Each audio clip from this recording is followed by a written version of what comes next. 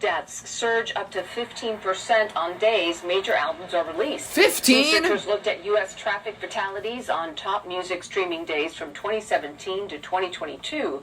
The data showed a spike in deadly crashes when artists such as Taylor Swift, Drake, Bad Bunny, and Kendrick Lamar drop new albums. How are you this The excited? author notes tens of millions of people reach for their phones to stream those big releases.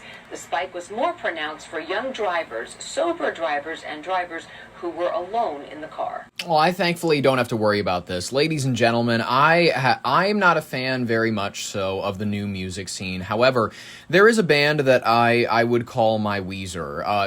I'm not a millennial. I'm not a person who I can say, I grew up listening to Weezer or whatever. I grew up with my parents playing Weezer. So, they grew up with Weezer and they showed it to me. Ergo, I cannot claim spiritual ownership over it the way that my parents can. However, this band happened to come out with their first EP extended play, if you want to use the stupid, it's not an album, it's an LP, it's a long play. Shut up, I get it, the music nerd bullshit. Their first EP came out when I was 14 years old on September 22nd, 2017, and I enjoyed it from what I heard. I thought that their most blasé song from their EP, in my opinion, it for some reason became the most popular. If you're unfamiliar with their band, you might at least know they're a song Broken. Lovely the Band is a band that I claim spiritual ownership over. I enjoy late 2010s poppy music. I admit to it. It's my guilty pleasure, and I'm gonna confess it. This is my strange addiction. Lovely the Band and that style of music is my strange addiction. It's sort of this alternative pop rock. I don't even know how to describe their style, but it is alternative. I think that's generally if you go on Google, that's what they're described as. They have great music. Their first EP was, in my opinion, very well done, but it's short. It's only like 6 songs. And then there was Finding It Hard to Smile, which was their very first album. This was, in my opinion, the best thing they've ever done. It was their Blue album. It was like the one where it's like, I don't think anything they'll ever make will top this, unless they really dial in. You know what I mean? Mitchie Collins, and unfortunately, it is only Mitchie Collins and Jordan Greenwald now because Sam Price, their drummer, he left to go pursue his own career, to, go be a family man, do all of that fun stuff. And, now it is just these two fellas. Jordan Greenwald is the taller one, and Mitchie Collins, he's the singer and whatnot. He's kind of who's the front one in Green Day? The one who wears the eyeliner that everybody's attracted to. Green Day members. I always forget their names. Billy Joe Armstrong. He's their Billy Joe Armstrong. Trey Cool and Mike Dirt. Dirt? That's really his last name? Okay, whatever.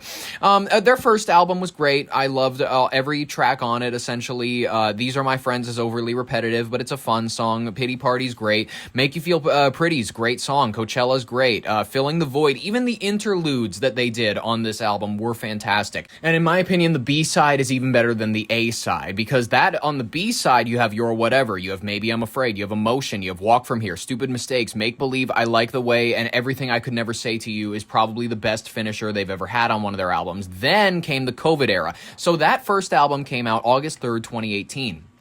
Their next album came out 2 years later, August 28th, 2020. This was their COVID track, you know what I mean? Their COVID album, as I like to refer to it as. Weezer had a similar album where it was, what was it called? Okay Human. All my favorite songs are slow and sad. I'm good. No thank you. You know what I mean? It's okay. It's just not my favorite that I've ever heard from them. But, whereas Weezer got weird, or at least, they got transcendent and very into like strings, oddly enough, in their COVID era. In the Lovely the Band's COVID era, they experimented more with synthy sounds. They experimented a lot, oddly enough, with saxophones, which works really well, especially in songs like Waste. Buzz Cut's another great track off of this. The opening song, Conversations with Myself About You, is okay enough. It's just like a bunch of people's voices saying the name of the album, and then him going in and out with his voice, going Conversations with Myself. I'm like, it's fine enough. It's just like, it's nostalgic for me because COVID is a nostalgic era, and this is a very nostalgic album. I admit that might overly exaggerate the end score that I give it, but I'm willing to admit that. But Loneliness for Love is a great track. I Hate Myself is good enough. I really I think it's one of their solid ones. I don't want to go to your party anymore is not, I'm sorry. I couldn't see the vision for it. It's one of their goofier tracks that I've heard on their albums. Silly's great. Emo's great. When You're Lonely is great, which is another interlude that they did. Love Somebody Else is great. I Should Be Happy is one of these sort of Kanye tracks where they play with, I'm going to do a dissonant voice in like this crunchy audio, and then it's mostly the art is gonna be me talking with me, this kind of like track in the background, and it's mostly just like expressions of how sad I am. It's not my favorite. Drive is it's 10 out of 10, maybe one of the greatest songs they've put out. For Drive is amazing. Flowers on My Grave is also up there, but your favorite one, which is their 14th track on this album, is easily, I would say, it is my favorite one. It is my favorite track off of this album. Their third album, Jesus H. Christ, I'm sorry to say it. Whereas I gave the first album, what did I give the first album? I gave it a 9.625 out of 10 because I averaged out the scores that I gave all of the songs. I divided it, so I took all of the scores out of 10 that I gave all of the songs. I divided it by the number of songs on the album in order to get an average, a mean. You know what I mean? That middle number in order to figure out exactly what the average score for the songs are on this album. And for the first album, I got 9.625 out of 10. On the second album, I got 9.10714 out of 10. It was kind of a toss-up for me. I was like, in my mind, I was like, I thought these albums were going to be closer together in my mind. It's like, okay, that 0.5 difference, I guess it makes a little bit more sense because the second album, it's lacking in parts that I feel like the first album is just complete in ways that the second album just strives to be, but fails. So whereas those are all above 9 out of 10 albums, the third album is a 6.5 out of 10. Literally, like it's just a solid 6.5. I don't have any other numbers past that 5 because if we're being honest, is the third album, and if we're being honest, is the worst album they have put out. And listen, this is not to say that it doesn't have its good bangers. It has Sail Away, which is, one of the tracks that went really, really mega viral on about 3 years ago now. And that was a big one for them. Make Me Wanna Die, I felt like was a little bit, it's less repetitive, and ergo, I'm not a big fan of repetitive songs. At a certain point, they feel like novelty to me, and it's like Broken in a way where I think they did spiritually mimic Broken in a way where it's like it's the fourth track on the album and whatnot, and it was their single for that album. That was also their most viral of their album. And in my opinion, it's not even the best on that album. I think Two Drinks Away is it's comparable in quality to Sail Away, but it's just not, it's not as celebrated, which is perfectly fine. But the opening track of If We're Being Honest opens with this really fucking millennial burger music style. I'm actually going to play it for you. I don't care if I get copyrighted. It's a small band, you know what I mean? I doubt that they're actually going to come for me or anything. If we're being honest, here we go. The opening track is him trying to be all emotional and whatnot. It's the worst opening to an album that I've heard from them. This is embarrassing. Here we go. I literally don't care if I get copyright claimed. He tries to do this opening with a piano, and I'm like, okay, maybe there's something to this album. Maybe there's something here. This sounds pretty, you know what I mean? Because it lures you in at first. If we're being honest. Okay. I thought you would have cared a little more. Oh my god. Jesus fuck.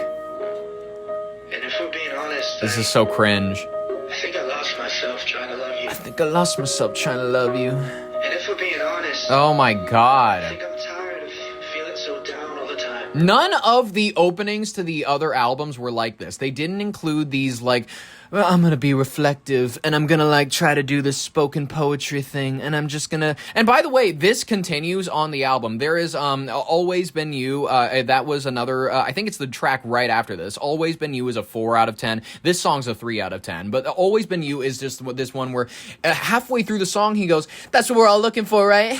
That special someone to celebrate everything in life with. I'm like, oh my god, you fucking faggot fruit. I'm like, stop right now, please. This is embarrassing. I can't listen to it. It was the worst thing that they've put out. Let's finish this. I think I'm ready to be I'm ready to be happy. But I guess I need to learn how to do that on my own. Ah, do you? Jesus. And if we're being honest, I think I'm finally starting to feel good. You really? And it feels good to feel good again. Feels good to feel good. This is so fucking bad. Honest, I think I'm always gonna wonder why it took me so long to start believing in myself. Ugh. Start to really ask for help. This is so cringe. Start pouring the love into my Ah, if this is what the love leads to, stop pouring it in. Well, if we're being honest, this is a good place to start. This is a good place to start.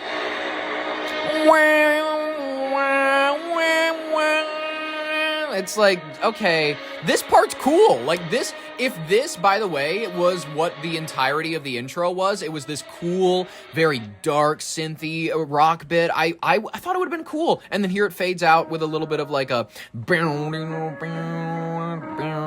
It's cool. It sounds good enough. They just dropped the ball so badly with it. This, I'm gonna be like this narrative teller. I'm gonna make people feel something when they listen to this. And it's absolutely, it's not polarizing. Polarizing is where I'm going to be like, 25% is with you, maybe 75% is against you.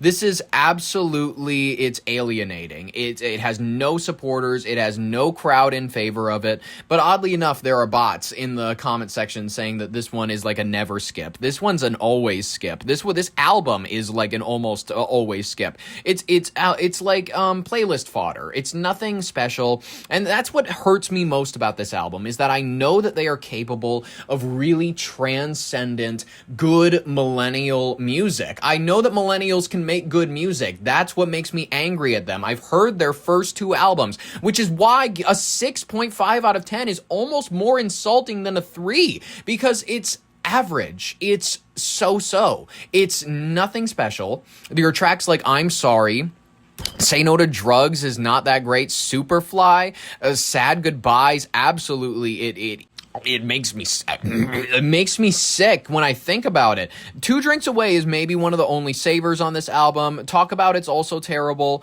Hell of a Week is not a great song. I Can't Love is what they finish it out with. And yeah, I Can't Love this album, ladies and gentlemen. A 6.5 out of 10 is being generous.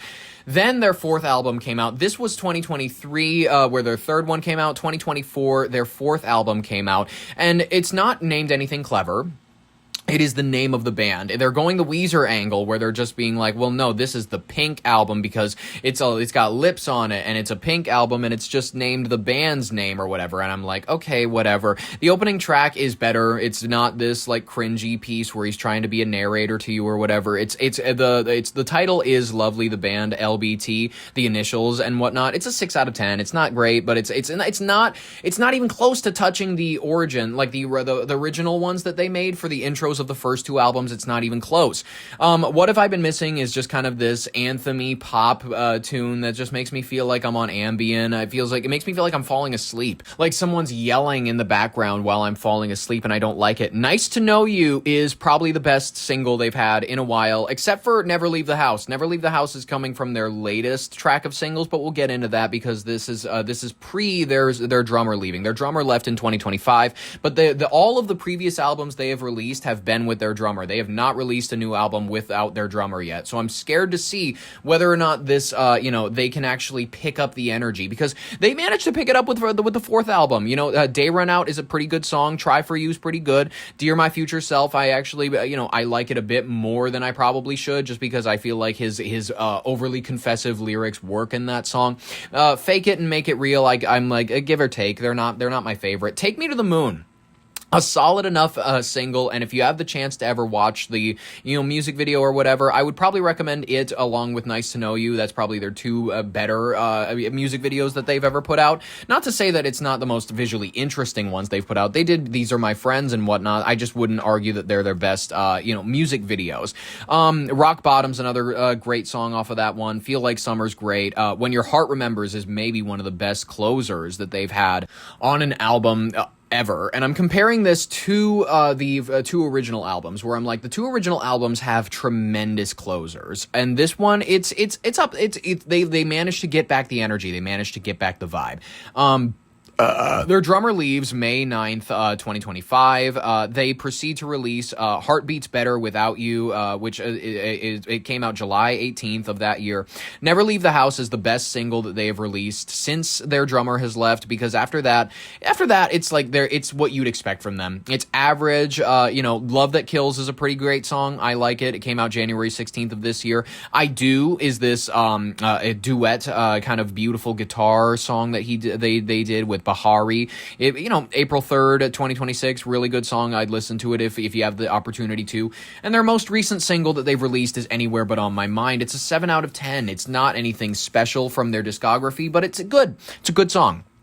And now all we have to do is wait, because they are teasing the idea, they have been since last summer, that they are in album writing mode, and I will be, I'll let you all know when they happen to release their next album, because, I will likely be one of these people that is getting into a car accident, because once Lovely the Band releases this new album, it's like, oh, fifth one, this is their make-believe, this is their chance to fuse the Pink album in green, this is their chance to have the really, the intense, personal lyrics along with the poppy island in the sun kind of vibes that everybody can get behind and everybody can bop on the radio. But that is up to you, Mitchie Collins and Jordan Greenwald. It is up to you. Sam Price is gone. It is up to you two. You are our Sancho Panza and, Don Quixote. It is up to you. You know what I mean? It's no longer the three amigos. You need to think of duologies. You need to think of duos, iconic duos, Mario and Luigi. It is up to you to be our Prometheuses. It is up to you to guide us with your knowledge, your fire, and I hope that you can deliver on this latest album. I expect it. I have high expectations.